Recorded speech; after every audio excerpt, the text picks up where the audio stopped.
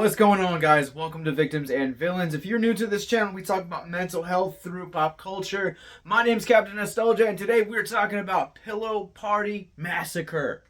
We here at Victims and Villains love to support independent film, and we're going to talk about one today. Pillow Party Massacre tells the story of a high school bullying prank gone wrong, and 2 years later, kind of exploring the aftermath of that event. Right out the gates, let me just throw this out there that I am not a fan of any of Roger Corman's 80s Massacre series. I have seen quite a few of those titles, and they have just managed to bore me every single time I've watched them. They basically tell the story of a group of girls that spend 90% of the movie not facing against a slasher. And then it feels like the last act of that movie, they're trying to play catch up. Everything they missed in the first two acts. This is solely my opinion, so if you're a fan of the Roger Corman Massacre series from the 80s, I am happy for you. Please comment below, let me know which one you liked, and if you think I should give it another chance and maybe possibly even start a series here on YouTube, let me know, and let me know which one to start with. But it's very evident that those movies were the inspiration for Pillow Party Massacre. Now, jumping into this movie, the very first act sets up what could have been like a really enticing film. The first act of this movie demonstrates the promise and potential that this movie could have had. It sets up not only deep themes, but also at the same time, it's also introducing you to your cast of core characters and possibly even giving you an antagonist to also root for in the vein of Freddy, Jason, Michael, Chucky, Pinhead, etc.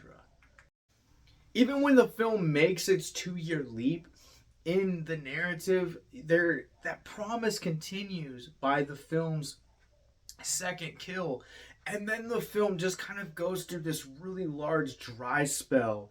And again, much like I said with how Corman handles the slasher formula from the 80s with his massacre movies, the film feels like it's trying to play catch up to the rest of the film.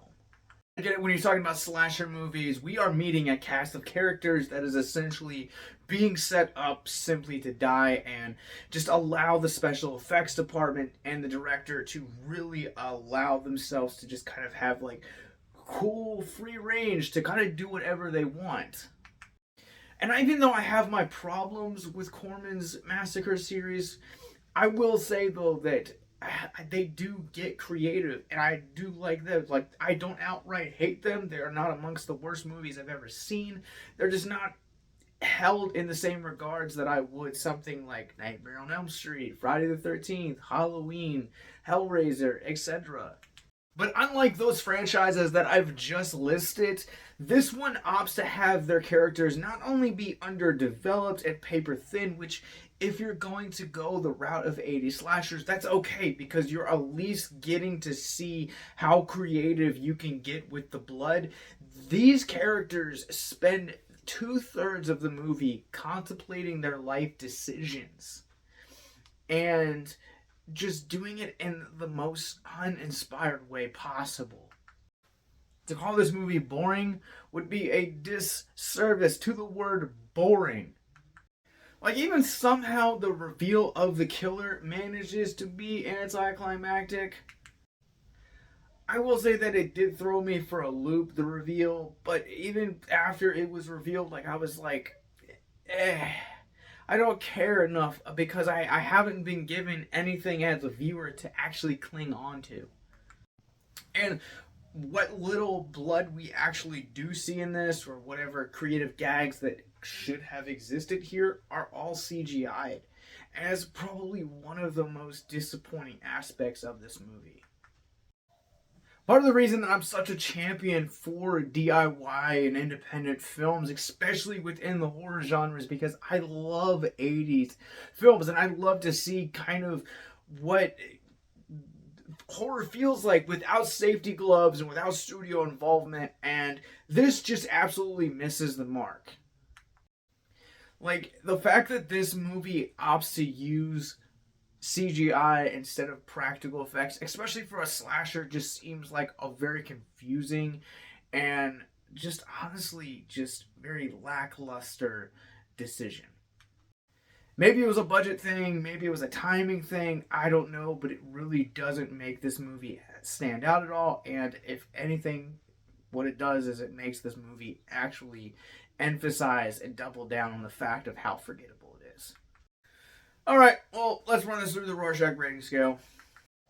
I'm going to go ahead and give Pillow Party Massacre a 0.5 out of 5.